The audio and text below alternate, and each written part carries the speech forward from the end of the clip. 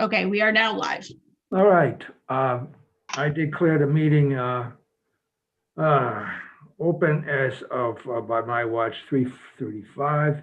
I would just like to say at the beginning that meetings like this can degenerate quickly into a bunch of little conversations, one on top of the other. And I think we should be a little bit formal today and wait until you're recognized by the chair and then say what you want and so on. And I think it'll run smoothly that way. So, to start with, I think we would like to hear from John and his recap of last year and what he's thinking of right now. Is that okay with you, John? Yeah. Hey, thanks for getting together for me, Dave, and for everyone that is on the call. I think everyone knows me. So, and I'm here today at the Agricultural Council seeking your advice, as I often do, before making any changes on the conservation property, Putnam Farm. The ConsCom is, we're going to schedule talking about the Putnam Farm property on the 2nd of February. And so I can deal with any kind of changes that might come out of this group today on the 2nd of February. But as I have all along, I like to talk to you first and get the advice. This is your field of expertise, more so over the local conservation commission, as it specifically relates to the 5 plots that we have growers on. So I'm here today to kind of talk about that. And with any luck, I could even maybe get in a second meeting before going to ConsCom on the 2nd. Or if there's more to talk about here, I could put the ConsCom meeting off a little bit before I'm getting in there with any kind of recommendations coming out of this group. So you had me on the agenda for the review 2020 season. It was a good season. I thought we had obviously 5 full growers on this property for the first time. So that was exciting. And through the season, I was out there and everyone was active. And that was also exciting. So there wasn't a vacancy like we had for the first couple. And there wasn't kind of inactivity on one, which we had kind of in the second year. So we had 5 full plots all year. And really, that's the kind of the extent of my review.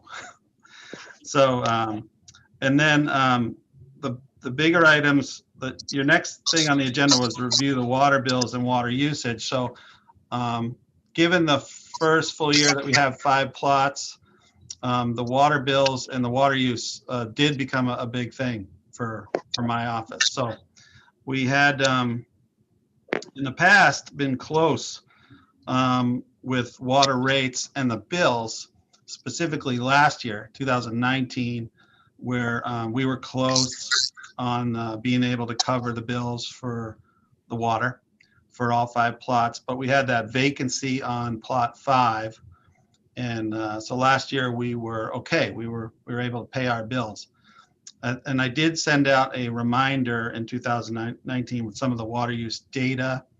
And I think a request saying that, hey, we were close. So judicious use of water in 2020 will be a good thing. And we also last year, at your recommendation, changed the regs to really be clear that when you're watering, you got to be on site. And so that was in the agreement that was signed this year out there. And I think in general, it was pretty much adhered to. So along comes 2020, and the growers on the call will tell you we had a wicked dry year. And so they're out there growing, and everyone was active. So the water use was pretty high, very high.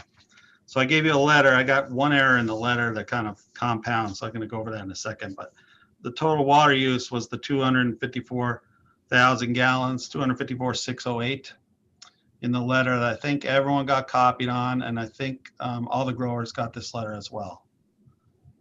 And so what that equates to is, and here's my math error in the letter, was 3 total bills. We get billed 3 times. It's kind of weird. I don't even know how to explain it, but 3 total bills for what I'll call the growing season 2020 of $2,027.58. In the letter, I had it as 2,072, so I had the 2 and 7 mixed up. Apologize. So those are our total water bills out there. That's the only bills we got for this conservation property is the water bills. Obviously with the revenues at $250 per plot, we're only raising $1,250. And the difference with the correction of my numbers to the letter was $777.58. So we had a revenue shortfall. So we squared up on the bills this year with the repair and maintenance account. We were able to do that. I'm not able to do that next year. So I suggested this meeting, this could be one of a couple of meetings, it's just to let everyone know the data, okay, what we were looking at here in the office. And most of the growers, I think, know this because we've sent out a few emails before getting into the letter writing. So I think they're all aware of this. And then what are we going to do? What are we going to do about it next year? How am I going to supply water to these 5 plots and then be able to cover the bills on our end?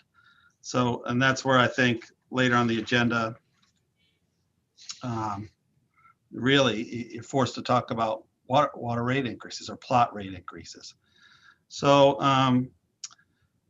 that's a bit of a report for 2020. There was there wasn't much else through the growing season. I mean, so looking back, you know, I said this the other day at an onsite, like I'm not sure if I would call it a success yet because I was unable to pay the bills. And I think these growers are having individual success, and some of you know that.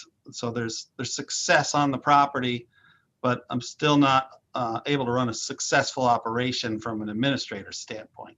So there might be individual successes, but I'm still trying to get that full season where we have 5 full plots, we're paying our bills, and everyone's out using the property, and the property's being productive agriculturally.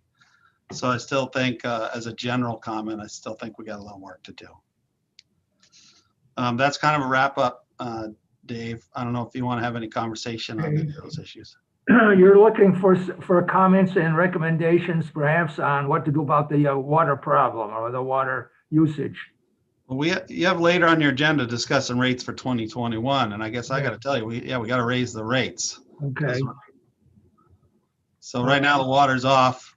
It's a good time to talk about that. Have you been thinking about what might be an appropriate well in the rates as far as mathematically it would have to be around 425. Who said that? Heather? I did. Well, she gets an A, you got an A plus because that's how it's basically 405.52.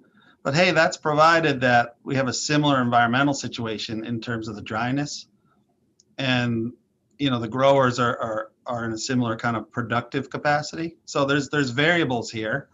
So and I cannot be in this situation again. So I would probably want to go higher than that, and that's just crazy to double the rates. When you think about some of the policies the selectmen have about rate increases, stuff like that, the local CONSCOM. You're all interrupting. Yeah, I think we have some general rules in town about fee increases and stuff. This doesn't apply here, but as a matter of practice, you don't like to double the rate on something within a given year. But in effect, that is what we were looking at. We'd be looking at probably setting a rate around 425, 450, 500. I mean, wherever you want to go with this. I got zero cushion in this account as of now to cover anything. So as an administrator, one that's got to take in a bill and pay a bill, I just want to make sure I'm whole at the end of the year. So whatever that gets that done, that's what I'd be looking to do. John, can you hear me? This is Dave. Hello. You have mentioned, I thought, something about additional meters that could individually measure the amount of usage per plot or something like that. Yeah, I did have, I was trying to figure out how to, we could make the rate a moving target. So you could be conservative and double it to make sure you're going to cover your season next year.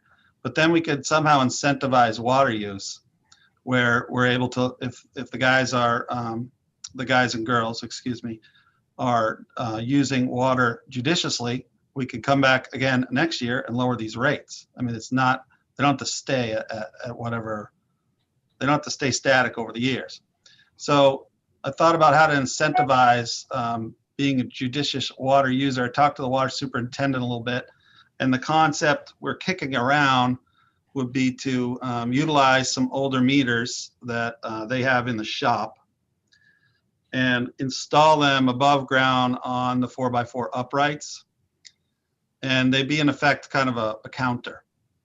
And so once a month or once every, I don't know how much we want to do this, but someone or my office could go by and take a photograph of that number. I mean, they can't be monkeyed with it. It is what it is. You know, if you're using the water once a month, you photograph the number. Those numbers could be shared and also compared to the smart meter we have installed on Bridge Road. Make sure they're not being monkeyed with. They should add up. But to let the individuals know, you know, where they are amongst their neighbors and where they are overall in the season, and probably even let them know if we're on target with paying our bills. So we could try to do that. That's the concept. And I don't know if Todd could commit to producing 5 of those meters. It sounds like he could. And we could track it that way. We do have that smart meter on Bridge Road that did give us one leak detection hit this summer where the email notice went out to the growers. And I think everyone got out there within, you know, as quick as they could. So we have that kind of stuff going on out there. So that was the concept being cooked up in the office here, Dave. Thank you, John. Judy has her hand up. Does everybody use drip irrigation out there, or do some and some don't, or just, there are ways to conserve water even in a dry season? Yeah, I'm going to say no.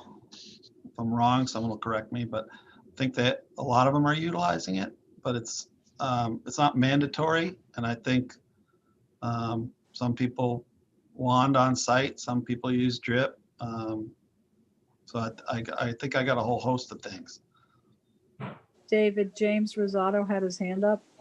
Oh, where's John? I don't see James. You see where I can see him? I can see him and his hand. Yeah. You can see him in his, oh, there. Hi, James. I don't think I know James. Hello. Speak. I was just going to say, I think 2 of us are using drip. 2 of us are hand watering. I was using a mix of drip and overhead. And then I think Aaron is using an overhead. We all have irrigation or timers over hand watering. So I think everyone's using pretty prudent irrigation practices at this time. Okay, thank you very much. Who else had a hand up? I thought I saw somebody. Heather. Heather. So John, I have a question for you though. Since the bills are coming out 3 times a year, and I don't know if this is possible, can you have the tenants pay an increased rate, but pay twice? Does that make sense? And then if they overpay, that ultimately it goes into a slush fund that at the end of the year, if there's money left over, they can apply it to next year's? I haven't. So I've thought of some of the growers have actually, offered to try to pay for last year's overage. The bills are paid now, and I'm not going to go backwards, but that was a kind offer. But with that concept in mind, I thought about, I don't know. It's I don't know how you would. It's kind of like a billing thing, Heather, I guess. Like, but I mean, like, do you think you could do it like in 2? The only reason I say that is that I'm assuming they're paying in the beginning of the season. Yes, they are. Usually a time when farmers don't have a whole lot of money. So right. So they could pay to execute the agreement, and then there could be. The problem is that there's not individual meters. So unless the concept of the above ground meters. I'm saying keeping the rate flat, but more along the lines of saying, okay, the fee is going to be $450 for the 2021 season. 225 of it's due, May 1st. And then 225 of it's due July 1st. And then at the end of the year, if the bill is significantly lower because we've happened to have a rainy winter season, the tenants on the property, either, can have the choice of paying forward, the next year. Does that make sense? If people are continuing as Yeah, tenants. I would just have, I gotta flesh that out a little bit with the accounting folks downstairs. So I'm not sure we'd be able to, in order to hold money through a fiscal year, you need what's called a revolving account. We do have one in conservation for rental receipts and stuff, so I think it is possible. I'd have to talk about that a little bit more. So I think you're looking at, you still have to, though, Heather, in that concept, you still have to track individual water use, do you not? Oh, no, I'm not, I think that's a separate issue. My concern really here is more along the lines is if we're gonna raise the rates for next year, that we're able to sort of split it into two separate payments so that one is further along in the growing season where they've had some time to actually generate some income from the plots. I think that is something I probably could set up. I think the big proviso there is provided you're tracking individual use, because then after the initial fee, you still need to charge for the water. But ultimately, you would say that the fee, instead of it being $250, is $450, half of which is due on this date, and then and if you need to keep it within the same fiscal year, you could say, and then the other half is due on June 30th. So that way, all I'm trying to do is extend and give them a little bit more buffer time to come up with those funds. I don't think any of the growers are going to disagree with you that it's going to cost them more money because they see that the water costs money, and wherever they're growing, that's going to be a cost. Okay, yeah, I could look into that a little bit more. Yeah, we do have, there's plenty of water. It's just a question of paying for it at the end of the year. The water department, I'm sure, loves us using the water. There's plenty of water. And it's just a question of figuring out the billing. Judy. You there, Judy? Yes, it is. Isn't there a way to not have to raise the plot fee rates, and provide incentive for good irrigation management? So and then have the plot leasers pay for any overage over whatever limit you set, because then there's an incentive for people to try to conserve water through rain barrels, drip irrigation, emitters, whatever, and make them responsible and give them incentive to avoid overages in the future by doing something like that. I'd like to add to that. I'll jump in here and say what I do at my house, which I have deep mulching with dry leaves. This greatly conserves the amount of water, especially in the paths between the beds. I find that's very, very useful. And I also noticed that John has got a lot of leaves over there right now. And in addition to that, there's a second thing that the size of the plot. I'm thinking that if plots were smaller, less water would be used. This would apply particularly to a next generation of leasers coming in, that they might start with, let's say, 1,000 square feet instead of 4,500, and learn some things. And another thing about saving water is if you have very high raised beds, these dry out, they drain quickly. So if you got kind of a sandy and gravelly environment, if you just make them minimal, like 6 inches above the path or so, you'll also save water. Next. I agree with you, David, because I'm reluctant to make people responsible for things they cannot control, like whether it's a extra dry season or one that rains every other day. But you can make people responsible for their own water usage and promote some creativity. I know growers are creative people, and I'm sure that they would take the challenge to try to conserve water through some of the means you just mentioned there. I don't, doubling the fee to people that may not be able to afford to stay there, if we do that, I don't know. I'd like to hear from them, of course. Anybody else have something to say? Some of us have been rather quiet. Some of us have been very enthusiastic. Yes, Gretel. So I'm just wondering about the drip irrigation. Is it just holes in the hoses, or do they have the drip emitters on there that regulate the amount of water that comes out? Because there is a difference, and maybe if they're not regulating the water coming out of the hose, it might make a difference. I used emitters and drip irrigation, and if you're not using one, you tie it off so that water can't come out of it. You determine which ones are working and which ones aren't. But I know with the town water, it's pressurized.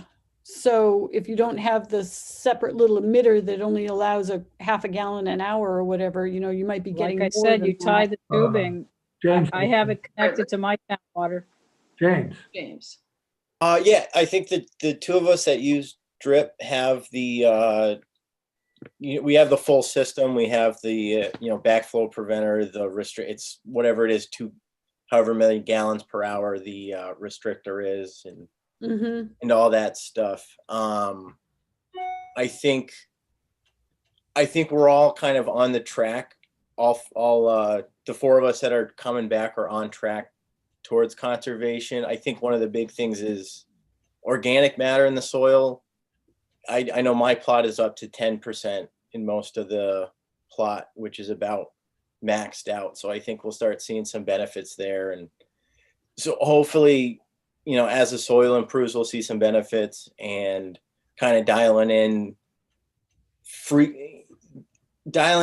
the how deep to water there versus how frequently to water there has been kind of the trying to find that magic formula. So I think we're all getting better at it every year. But I think And when you water. Yeah, I think we're pretty much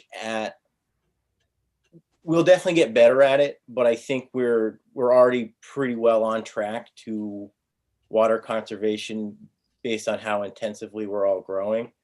And I would be more than happy to pay for the water that I'm using. If putting meters on the spigots doesn't cost the town money or a ton of money, it's not this huge project. I'm all just for that. And if it's pay it up front, we do that, or we cover the bill at the end of the year, or some mix of that, whatever works. I think we're all happy to pay for the water. I have a question. Steve. Yes? David, just a second.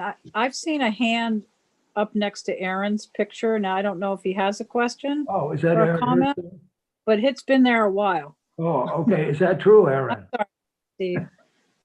Speak. I do. Can you guys hear me? Yes. Okay. Yeah, I was just gonna say, I agree with Judy and Heather. I would feel bad because I feel like I probably use the most water out of anyone. So I would feel bad if you would hike the rates on everyone. I'm very in favor of meters that keep track of how much water like the individual growers use. That would help me out a lot too, to be more judicious, because I feel like I both could have used less water last year, and I also could have paid more for water. So if we can keep the fees as close to the same as they can, and then I feel like we shouldn't make a decision until we figure out if it's going to be possible to track the water cheaply, I guess. But I think that's what we should shoot for, and not raising the fees or raising them only the smallest that we can. Thank you. And Steve. Yes. How about in the billing, if we were monitoring the water, some sort of individual refund as an incentive? So you'd pay the full price of say $4.50, and then monitor the water over the season. And towards the end of the season, people who did better than others, to kind of even it out, would get some sort of refund. Okay. That's like Heather's plan in reverse. Well, mine would be to move it forward, because it didn't occur to me that the town would give money back. think I actually could Yeah, I know. probably, you know, if the money were in the account, I know that I could write a memo and I think the check just would get mailed out. So yeah, I think that works too. Okay, I think, thank you, John. I think on this particular item, we've brought up a lot of ideas that you can be considering before we have another meeting. And perhaps it would be a good time to move on to another topic. And unfortunately, I don't have the list of topics in front of me. John, what have you got there? You had next up discuss rules and regulations. So this is going to be the water use, obviously. Yeah. Not that you want to go immediately back to that, but Yeah, no. so I should say everyone gets a copy of rules and regulations for their plot and executes a signed copy with the town, and these are good for a year. And to go back to the water thing, the fee is so these are to be executed with fees due by April 1st. So that puts a target to trying to figure out this water payment plan problem. Obviously there's going to be a change in these because I'm guessing that plot fee might go up, whether it doubles or goes up modestly with some other language to either be able to bill the plot holders or to refund the plot holders initial cash hold, or however this ends up. But so that is going to be, these are going to be new. These are going to be modified this year to deal with a few things, water use being one of them. For anyone that has these, I have a few kind of changes to just, and I'm guessing this is going to happen almost every year as stuff comes up. And the office gets lots of interest on the property and occasionally forces us to look at these rules and regulations that the growers agree to. So under membership, I'm going to propose this unless you completely disagree with it, but I have to add a bullet about keeping the plot holder on the plot. And the growers and I have been talking a lot about this over the years. There's been a couple emails sent, but this is a conservation property, and I don't have any off-plot space for the growers. We kind of discussed that last year. The growers clearly have needs for off-plot space. And as the administrator and manager of the property, I'm a guy that wants to define that. So, and allocate it out. So it's clear and understandable and then enforceable. So right now I have some off-plot use that we've kind of, at least 3 or 4 of the growers verbally, we just said, use the space to the rear of the plot for any kind of storage of material. And some growers are kind of composting actively in that space. But there's other movement off plot towards the trail network. Today there's some dirt off plot to the trail network. So I gotta come up with something here that's clear and understandable for all parties. And we could deal with the off plot space needs. And if that space in the rear isn't large enough, I guess I need to hear more about what a grower needs off plot, and then approach the conscom to see if we're willing to provide that kind of space on this conservation property. So I have to make a change to this agreement to reflect that. And that probably means some type of map, and I could sketch something up for the meeting with the conscom. But like I said, it seems like the space towards the back is kind of working. The only bad thing I'm suspecting from the growers is it could be kind of inaccessible, because especially if you're in the middle of the field, there's no great way to get around of it. And Peter's raising his hands. He has almost no access to it. I have no access to the back by a truck. Yeah, so it's every other property can drive back there. I can't drive back there. So I kind of came up with this the town's been trucking in some materials to donate, right? So we truck in wood chips, we truck in leaf litter, and we have some soil that we've been turning there. There's kind of 2 areas that I pointed out to the guys that were there with me the other day And those are areas that a machine can get in and clean them up if necessary.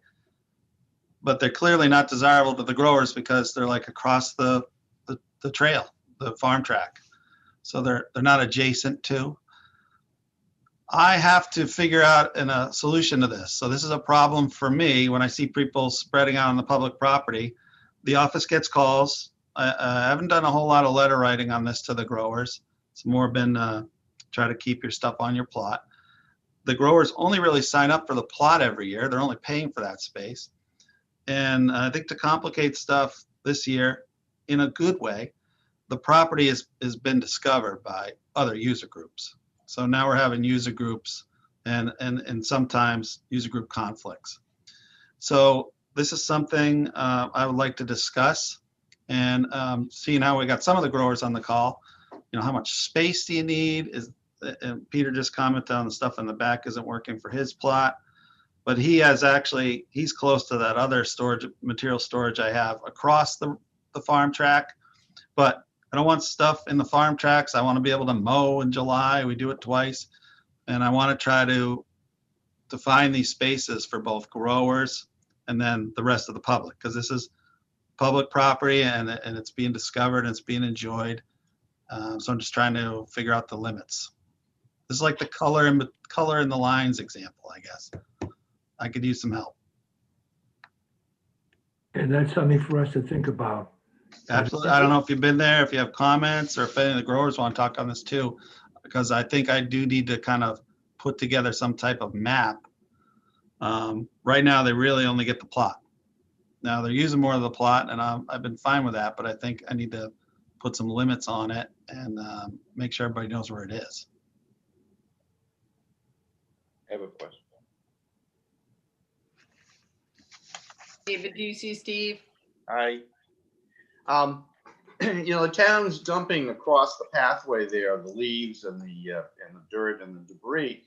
Why couldn't we use, even though they have to walk across the path, maybe they should be allowed to use that personally, an area there that you would mark off that they could put their own stuff on, because the town's already dumping it there. So maybe. No problem with that at all. Yeah, and we can use that space for more material storage.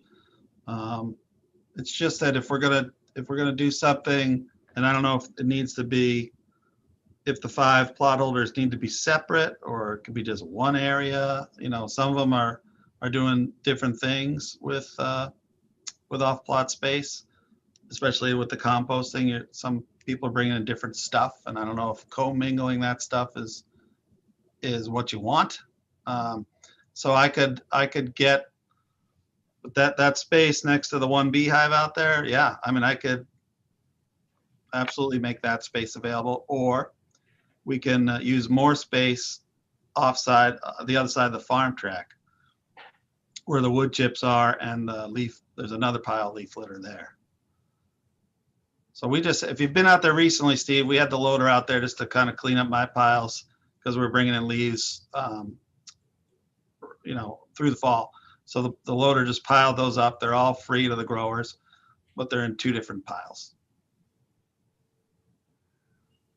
Dave, do you see Aaron's hand up again?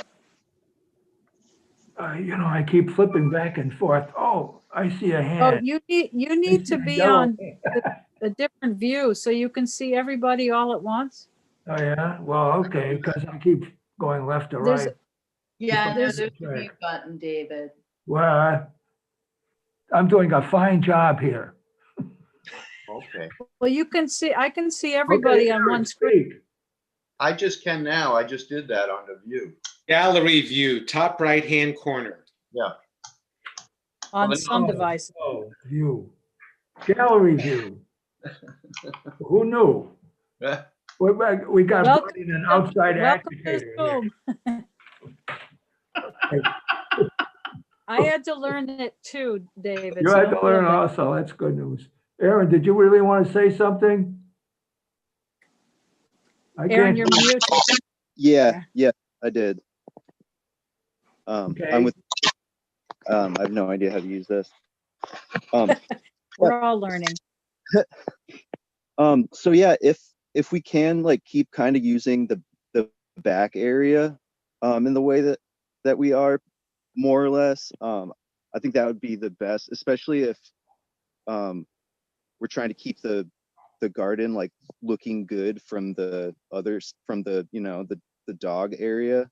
It would be a lot easier to do that if there was more storage / composting going on in that back strip. Unless there's some reason why that back strip needs to be available for people to walk like all the way through to do the other conservation stuff. I feel like that's working pretty well. And how it is now, there's way more like landscaping debris and manure and stuff spread out there than I want there to be. And I was waiting on somebody who was telling me he was going to come push it up, but he hasn't. So whenever there's machine work being done down there, all that stuff can be pushed like right up against the backside of my plot where the other piles are. But I guess when we figure it out, I can show the person more specifically. But all that stuff can be pushed to a way where we can make it so a truck can get all the way to Peter's plot and plot 5 also. It's just a matter of like pushing the stuff that's there out of the way right now. But it's not that far from being there. It's like half an hour with a loader probably. So yeah, that's just where I stand on those things. Okay, thank you, Aaron. Any more on this particular topic? James. I just have a couple thoughts. I think it's really nice to have a little bit of that space back there to kind of to have a compost pile going, and I think we're both going a little heavy-handed back there right now to kind of, you know, put in the groundwork to get the soil where it needs to be. And then in the future, I see maybe like 10 yards of compost back there. Like I think there should be a generous amount of space for a truck to be able to pull through in case there are anything needs to come in or anyone needs to access their plot with their vehicle.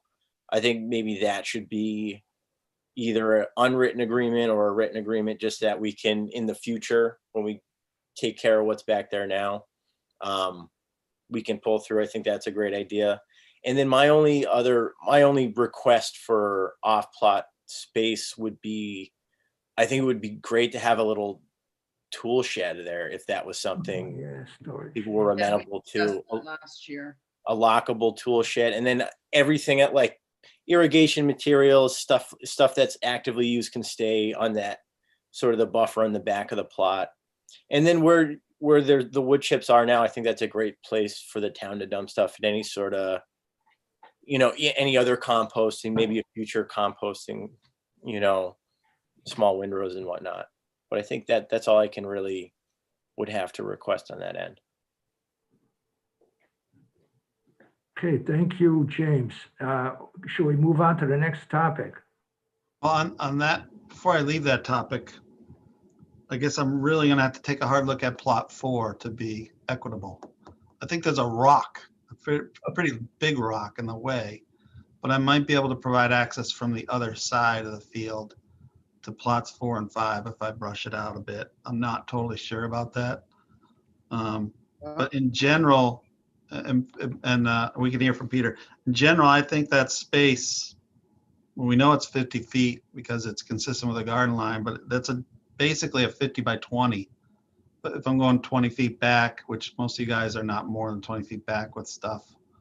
So that's 50 by 20, and hearing from James, that should be plenty to accommodate the future needs. Sounds like right now it's kind of being intensely used, but this is something that the Conservation Commission has not authorized. So I'm kind of out there on this one where I kind of said that was appropriate amount of space.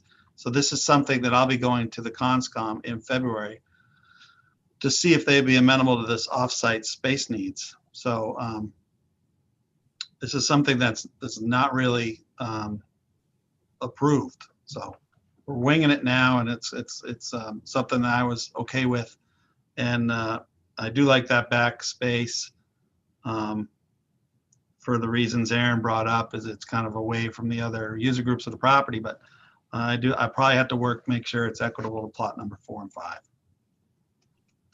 Well, I was just gonna say, I think that Dan can get to plot 5 from the other direction, from his direction, get back there. And I don't really need to get back there if I can use the spot where you're already dumping the leaves and wood chips. I don't have, and I haven't really brought in much of my own stuff. One year, a couple of years, I brought in a big piles of mulch, but if I could have a little spot near that where I could just keep my stuff, if I brought stuff, that would be great. You wouldn't have to make a big deal about getting behind my plot, that's all. So, Mr. Chair, it sounds like if I formalize this kind of rear 20 by 50 or whatever space, and then allow the use of the other 2 spaces, and it sounds like, and make that part of the agreement, and we probably need to put in the agreement the pass and repass. I think everything needs to be in the agreement, not. I mean, the gentleman agreement works till it doesn't work, but the pass and repass and the communication, it's not a problem out there. These guys, it's not a problem, but I would probably put that in as well, to James's point. Good. So I think we can handle that, but that's a key new thing that I'm going to be bringing forward. So to the extent you guys want to support providing some of this offsite space for these 5 plots, you can even vote on that. If you want to vote to make that a recommendation at Conscom, that's what I'm going to be going with next month. Does someone want to make that motion? I'll make that motion. Who? Heather? Second. Yeah, Heather moves, and Gretel seconds. and Gretel. Gretel, you're muted. I know. I just had one other question because I got some other stuff going on, so I had to turn Okay. off my stuff and leave for a minute. But is this off the space in the back of the gardens is in addition to the growing space, or is it part of the growing space? This would be in addition to. And all of the growing space is being used, or can some of that in addition to space be moved into the garden area? So I'm not sure if all the right now the rules read that the storage of materials needs to be on the plot. And it's my view that we're not really meeting that the spirit of that rule. Everyone's a little bit off plot, and I've been generally fine with that, with the composting to the rear. I've even directed some of them to work back there. So I have to formalize that. If sounds like that's adequate space, but I need to get the Conscom to okay that for these annual agreements. Okay, I'm going to add, I'm not sure I answered your question, Gretel, but I think some of the guys store some stuff on plots, but I think almost everyone is off plot except for maybe Peter. okay, Judy?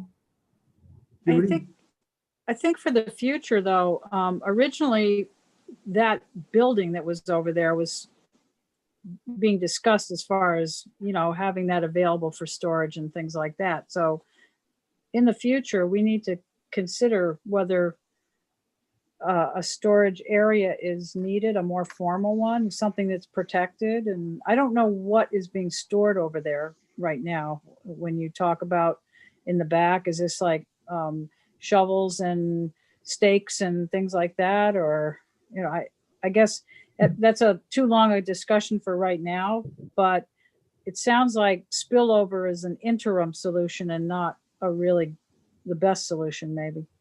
As to this one, I'm just going to come in now, and if anybody wants to talk later, that's fine. We're working on this proposal that has been moved and seconded.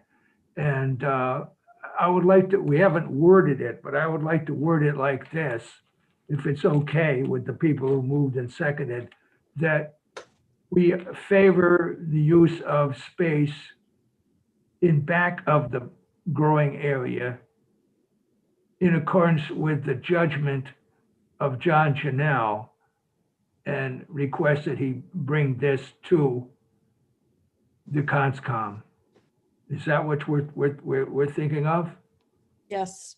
Yes, I agree with that. And I do think we need to consider, because we discussed, I think the last time we actually met in person, we were discussing the use of the the building and looking for some type of tool space storage so that I think at the time when we were discussing it, it was more about the appearance and more mess of things being in disarray and looking to organize them in that way. Whereas now that things are actually functioning, people need tools to utilize.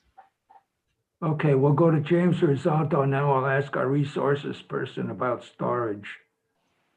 Yeah, just real quick, my thoughts on, what storage goes where would be, composting materials, mulches, that sort of thing goes kind of where it is now and kind of like on the thresholds of the plot in the rear.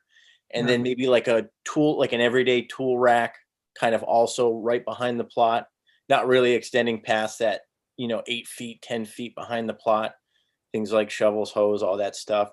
And then what would be extremely useful to, I think, most of us is a lockable tool shed where we can keep some of our more expensive tools, our, like seeders and tarps and more expensive like cultivation tools that we don't want to get stolen or anything. But also taking back and forth every day can get in the way of workflow if we're really, it's we're working on minutes and hours and stuff out there to.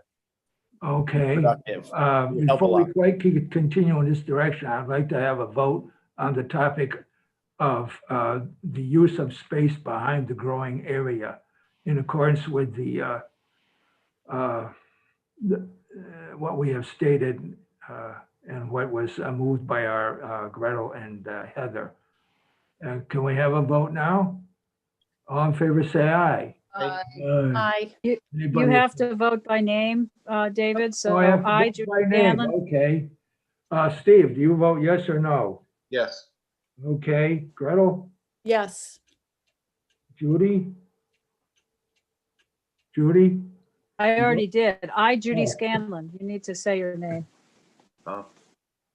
You voted yes. Yes. Okay, I'm And confused. Heather Bailey I'm votes gonna- yes. Okay, it looks like we have a unanimous vote because I'm voting yes. All right, now, on the topic of storage and so forth has come up, and we have a guy who's very interested who we sort of invited to come over. That would be Rick Frank Collini, I think most of you know him. And I think, Rick, do you want to say a few words? Yeah, I don't have anything to say about storage per se. Oh, you don't? No. All right, say something anyway.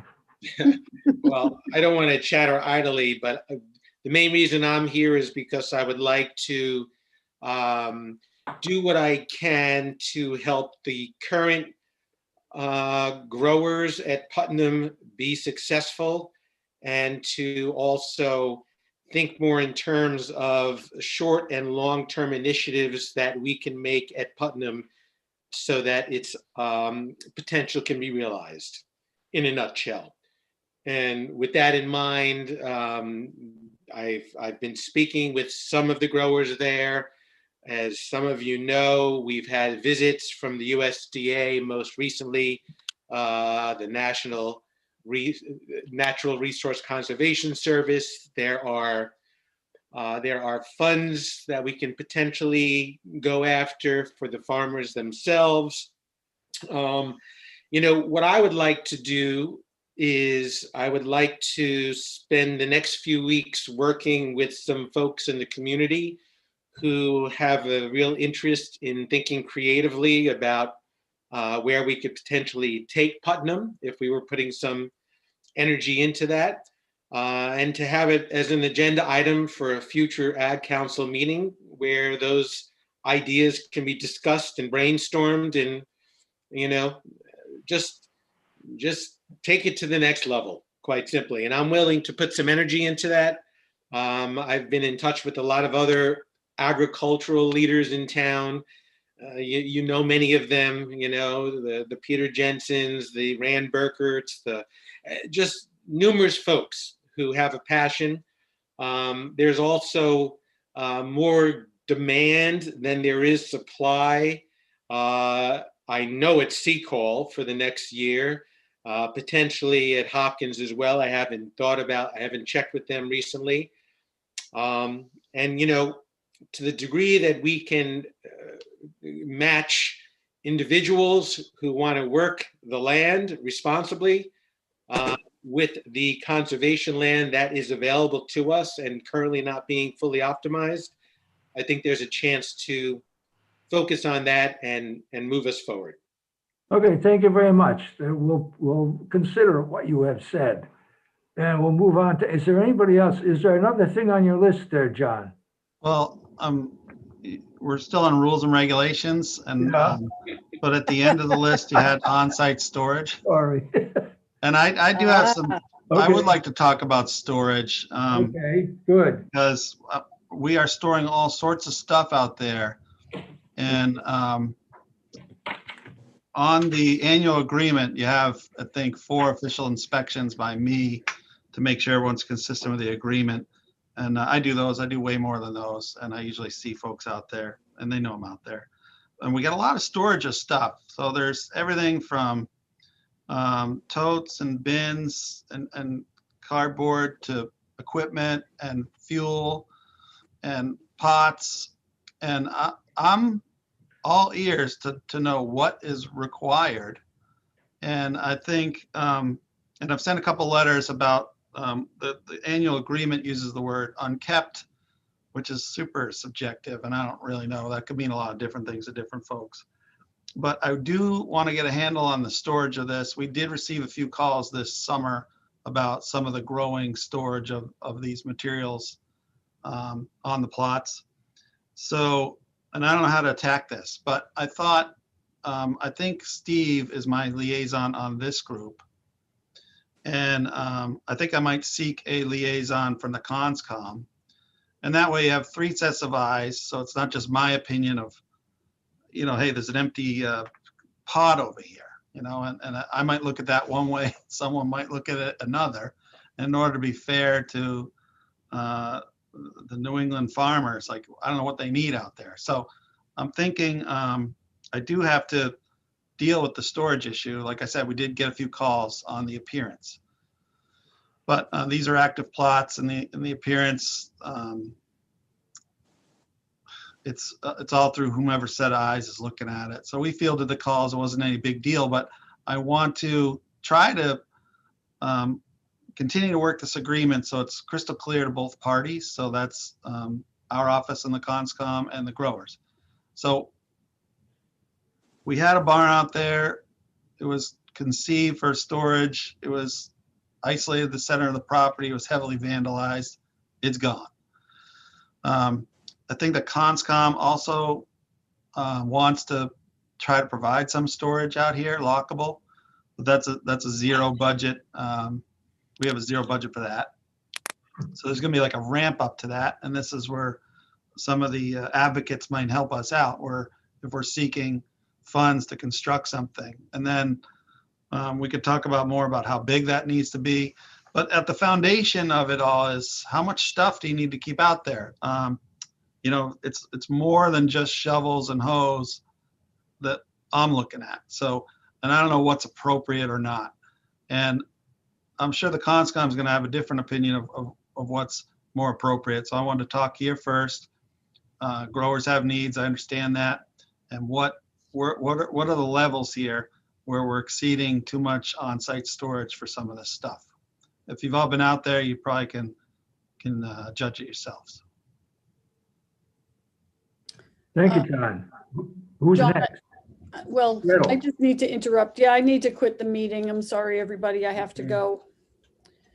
So carry on, and I will catch up with what happens later. Okay. Thank Thanks. you. Yep. Bye, Gretel. Bye. Bye, Gretel. Bye, Gretel.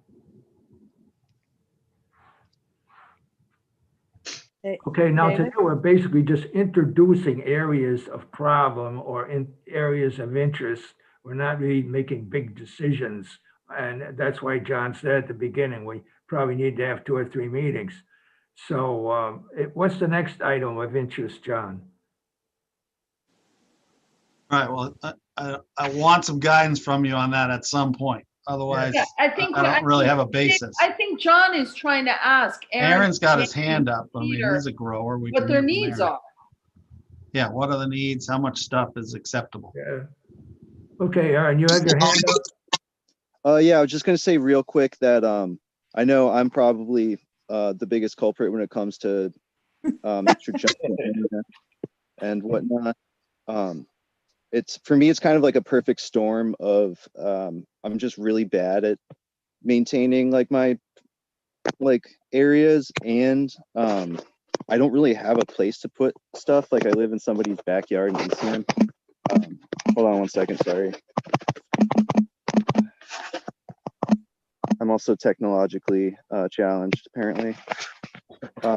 Yeah, it's so I don't really have a lot of like anywhere else to take the stuff. So I've been weighing. I want to make like a little shed that's right directly next to my greenhouse, probably in the area where my like lawnmowers and stuff are right now. And I'm just trying to figure out how to do one that's like affordable, but also isn't going to like fall apart or just be dilapidated or like an eyesore. So I'm in the process of doing that. And so if there's going to be like a communal one and like a proposal to do that and everything, that would be cool. But in the meantime, if like it's a necessity that I need to fabricate some sort of structure to just like kind of hide all of that stuff a little better, then I'm cool with doing that also. So yeah. Thank you. Judy. Judy? Yeah, I'm thinking about what Rick said a few minutes ago. You know, something to consider in the future is maybe building an agricultural shed and using the roof of the shed for solar panels that could generate electricity that would go to a battery system that may be able to run a pump for a well if the water is not too saline there. This is way in the future, but that would be an interesting project. We are putting up or hoping to put up an ag shed on our property for 14 solar panels also. So something to think about. Aaron, in response to your comment, depending on the structure that you're talking about for storage, there are permits required for sheds and all that, unless they're temporary structures. Like greenhouses are considered a temporary structure, but they're not as secure as something you can lock up. So it's a lot to think about. Yeah, I was thinking one of those like pop-up shed things, like a carport type deal. Do you know what I'm talking about? No. It's like the walls of it are tarps. It's sort of like a tent, but it's a sturdy shed for metal frame. It's a metal frame. Okay. So you wouldn't need a build. Would I need a permit for that? I don't think so. No. Yeah. Under the agreement, I think. What, John? Someone's reverbing, but whoever that is, I think it's Aaron. Yeah, it's probably. Under the agreement, the office can approve a structure, and we did approve a structure. Looks like Aaron's sitting in it. So there's one there. Yeah, we're concerned about that. But I think the building storage, we need to probably talk more about that. That's a ways out. But the amount of stuff, everyone needs to know that the office gets calls on the look of the place, because they don't look. This is a different situation than the other two community gardens. So you have more stuff, and we get calls about the stuff. So I need to figure out what's an acceptable level of stuff. I know you're not CCall who clears out and is entirely out of that every year. Hopkins is a little different, but mostly cleared out. And in fact, in both those agreements, we require them to clear out their stuff by a date. We don't do that here. So I'm expecting to have some stuff, tools and whatnot left on site. But I'd like to try to get a handle on how much is enough. Because I think this is where it breaks down, and I think the growers need to hear this, guys. So this is where I get the calls about, and this is where I get user conflict calls. So I want to deal with this with you guys. So, putting it inside a storage, permanent building is the ultimate, but that's a ways off. See, now we have no money for anything like that. But, and then the pop-up sheds like Aaron's talking about, that might be one thing. The backspace could also have a carve out for those types of facilities. So the stuff could come off plot into the back corner where there's pop-up sheds. I guess if those don't block the vehicle traffic.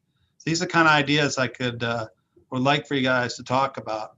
So we can work on it. For my edification, what kind of stuff are people complaining about? I mean, there's the right to farm bylaw, which, is this regular farm related stuff, or is it hoarding stuff or too much stuff, or what, No, obviously I think it's all farm related. But right. Well, what about our right to farm bylaw? I mean, but Judy, if the right to farm bylaw, I don't think is necessarily going to work on public land. Yeah, so it's That's just the right. balance between, so now we have, and this was really new this year. So, and I think Yeah. a couple things led to it. Like the growers have been there a few years, so the stuff grows, right? Like all of us. And then the property is being used and enjoyed by more people. So the calls came in this year. And so that's fine. But I want to lean on the agreement to carve out the right to store for the growers and defend that. And then also on the flip side, make sure that they're adhering to that and that their stuff's either, I don't know, right now it doesn't say anything. So I think it's weak that's why I'm raising that. without knowing what kind of stuff we're talking about. I mean, there's those wooden storage boxes that Agway has that people use for wood or other things. I mean, is that something that would help? I think what these guys are saying is they need some sort of like a Pine Harbor shed, like an 8x10 shed, something like that. Right. That can lock. I'm thinking near James term, has been Heather, not long got term. the lock piece. I'm thinking near terms to deal with John getting complaints versus longer term about a more formal building. Okay, I just think trying we to- heard some good things. Let me just ask James here if you have anything to add. Yeah, I think once we kind of open up the back and have a like delineated driveway where we know I can get a truck back there or something like that, that'll help. I usually drop stuff in the front of my garden. I bring in sandbags to keep tarps and low tunnels down. I bring in cardboard to put down for weed suppression. I have totes that I use for harvesting and stuff like that. And a lot of that stuff can end up piled up front, but if I can drive around back and we kind of have, sort of an agreement that things like that should go in the back. And now it's good to hear that a lot of this stuff is coming from, outside people complaining about it. Cause now I know that, yeah, maybe we need to put everything in the back. And I'm thinking like, I just brought a bunch of pallets there today to put stuff on the back corner of my plot, sandbags and irrigation and stuff like that. And I want to make a little tool rack. But I think when we open that up, that'll help a lot because it's, dropping stuff out of the truck is one thing and taking an extra hour to move it all 50 feet back to the other side of the garden can be when you don't have that time, I think that'll be helpful. Okay, John, do you have anything else? Well, I just think, to the extent we can agree upon it and then get it in here annually, it really does help for me as the administrator when I get a call to defend the grower. I guess I want to be in that position and not without that position. Yeah. So that's why I brought it up. So you're asking us to write in an addendum that gives them the right to store on the property? Well, I think You wrote that in for the back area. we're going to bring forward the back area, the 20 by 50 or whatever, the right to store tools and compost. Tools kind of covers a lot, Yeah, that's big. but I just don't want this problem to grow. Okay, dokie, I think we got you on that. And I think we've probably come to the end of our ability to take in new information. I'm not sure. Is there anybody else who wants to add something? Well, you had a couple, can I hit you a couple more things? Because Sure. you had discussing an on-site farm manager, Yeah, and we had a little conversation about that the other day. I Yeah. don't know as if that is something you want to do, but for the other gardens, we have much larger membership, obviously, but we yeah, have a coordinator who Yeah. serves as a point of contact for the conservation office when something comes up. I'm not totally sure we need that for 5 individuals, but to the extent it would be helpful. I don't know if anyone had any thoughts on that. I mean, Well, there's only, right now, there's 4. And I should have led the, I'm sorry, Mr. Chair, I should have led with the update. The plot 5 is vacant because yeah, the plot 5 grower is not returning this year. right. So right now there's four folks.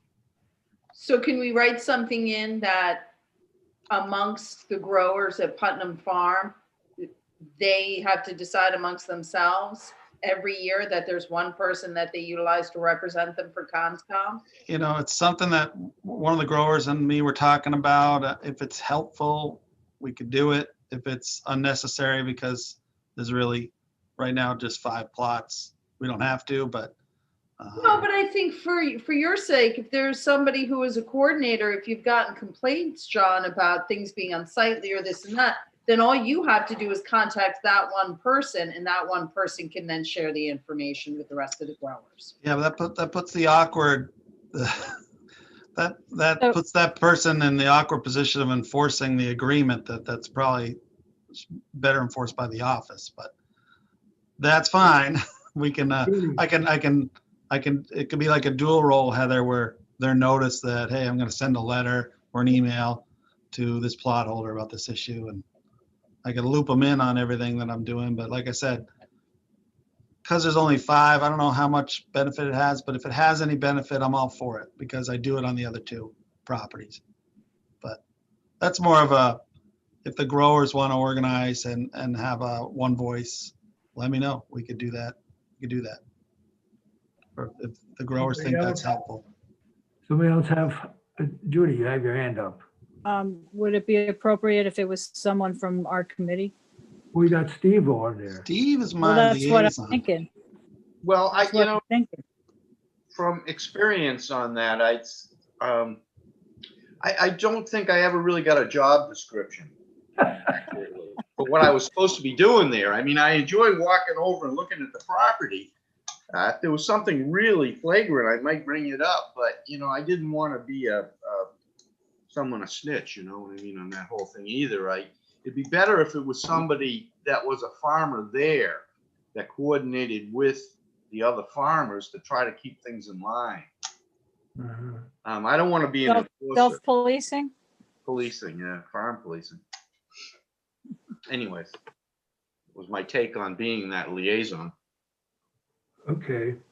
All right. I think we could probably move to an adjournment at this point. Well, I think there was one more thing John had. You have another thing, Yeah. John? Well, I got lots of things, but I know we're on the clock here. You had well, you had some other things on your list, Dave, about mulching for weed suppression. Yeah, I mentioned that. Yeah, I mean, the town's supporting this to the extent we can. We brought I think over, it's I think, great. all the leaf litter and the wood chips. And normally if some grower's looking for this, I'll get an email and I provide them when I can. But I think we're keeping up with the demand. Yeah. Not, they can let me know and we'll try to bring more. I think Um, everybody does that. And last year, every bit of leaf that you brought over was used for mulching. I think I doubled the amount, Pete. I doubled the amount this year, Yeah. Peter, so, Oh, good, because I could have used more. okay. Everyone is mulching to the extent that they First could. come, first serve, right? Yep. And David James had James. something. Yeah, my approach for next year is going to be, I just brought in, I made 15 yards of compost and I just bought 15 yards of compost. It's been a pretty hard finding high quality compost that's weed free on the Cape. I brought in a couple truckloads and it ended up, multiplying the weed problem.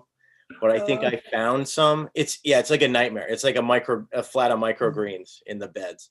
But I think I found some high quality Oh, stuff. that's Aaron. Yeah, yeah. Yeah, I think I found some stuff. There's a company called Forest Keepers in Yarmouth. They're a tree service, but they have what seems like really high quality compost that I just got delivered yesterday. So if I put it down and it turns out to be weed free, I'm going to put down like 6 inches of it and just plant into it, transplant direct seed into it. And hopefully that'll take care of everything. And so if that works for me, I will recommend it to everyone else. And that might be the solution to our weed problem. It's an initial investment, but I think it's worth it. All right, thank you, James. I see no hands waving. I got one more thing. So Okay. can we just plot 5? Plot 5 is vacant. The grower's not returning. I tried to ask for kind of like do a bit of an exit interview, but I didn't really get much information. I'd heard from some of the other growers, perhaps it was a little too large for the individual, and I think weeds were another problem. And I think some of these growers that have been here a few years now are starting to actually get, they're on top of it. But plot 5 was left fallow, right? Season 1 and season 2. So I feel bad for plot 5. I'm not sure there's anything I would do to prepare plot 5 other than to till it, which is now we're not doing anymore. So I guess while I have everyone on the call, is there any suggestions on how to prepare plot 5 for a new neighbor? James. James. I would tarp it with either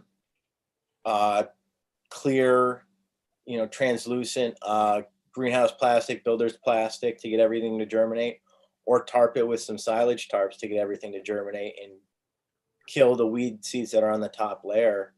And then I think whether it's the town wants to take it on, or inform the next grower that they need to bring in at least 20 yards of compost to put on top of that, or they're just not going to be able to grow there. Or cardboard and several inches of compost on top of that, because you need to smother those weeds out. But I think just tarping it. I have a tarp. It cost me like $100. You could to tarp the whole plot. It'll kill the weed seeds down an inch, to kind of give it a fresh start. But I think tilling it will just bring up more weed seed. You could till it over and over again, but it might be easier to tarp it and bury it. That's my thought. I don't think I could commit to tarping it, but I could commit to tilling it again, but is that not recommended anymore? Is that completely not recommended at this point? Like I could, John, let me say this. There's a guy out there who's into regeneration agriculture. His name is Gabe. What the hell is it? Brown. Good name for a guy who works with compost. And he's in his book, which is very interesting, says that when you're working with brand new soil that has nothing in it yet, it's okay to use a little bit of fertilizer. He doesn't say herbicide, and start cover crops. And I think that might be all right. And I think there are some, I think they might be even OMRI agreeable fertilizers that could be used to give a start to, like buckwheat, which shades out weeds, and keep that going. That's just me. That's what I do at home. Okay. There, now I hogged it. Who's next? If anybody, I see someone. Heather, are you saying something? Are you just scratching your nose? No. Unfortunately, I think I'm just gonna be making it available for them. Yeah. Yeah, I think the best you can do, John, is just make it available to somebody and tell them and say, have either James or Aaron or Peter or any of them sort of tell them what their experience has been as growers there, and they're going to need to put the work in. Yeah. Sounds good to me. They're farming. Nobody thinks it's gonna be easy. Roger that. Yeah, I think as long as they know that there's an initial investment of time and money, like quite a bit just to get going and have it be reasonable. Yeah, I can share that message. Through your experiences, I can share that message. I wasn't able to do that the first year with those of you that are on this call, but Yeah. thanks for hanging in there. I have a light, I just doesn't. I was wondering when you were going to let us see you. It's a little study lamp. It doesn't do a damn thing. Oh, Well, it's better than nothing. There's absolutely nothing there. All right, that's just normal. Who wants to adjourn? Anybody want to adjourn? John, did you get all the things that you needed? I got some good guidance, and thank you always. I like getting together with this group. My hard deadline is April 1st, so I'm going to be doing some work. So I'm going to keep the Conscom date of the 2nd, just to talk with them. They know the water rate scenario I was in, and then I guess I'll keep meeting with you all to. I guess I can bring back for your next meeting a map that shows some off-site storage area to be offered up, if the Conscom agrees, to be offered up to the growers for 2021.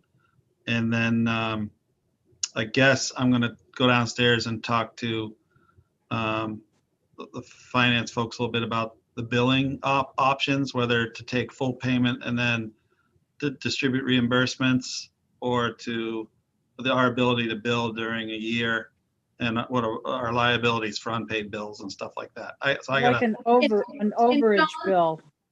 Yeah, I got to look into that a little bit more, but it sounds like everyone is in favor of kind of a low initial rate with some type of water billing. And I think just to offer comments to someone that brought it up, I think the spare meter thing is a zero cost spare parts from the water department. I haven't got 100% commitment there, but it's a firm commitment. I can just double check that we have those parts to put that together on the uprights. So I'd like to come back. All right. Well, I certainly approve of all the efforts this group has made today, and I'm light of heart, you might say. Who's going to move Mr. Newcomb? What do you have? All right. Mr. Newcomb never said a thing all day. He's a sponge. He takes it all in. You take it in, believe me. Okay. Thank you very much for being here. All right, Steve, did you move to adjourn? I can move to adjourn. Okay. I'll And I second.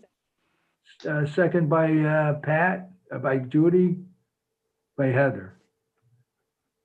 Either All in one. favor? Either one is fine.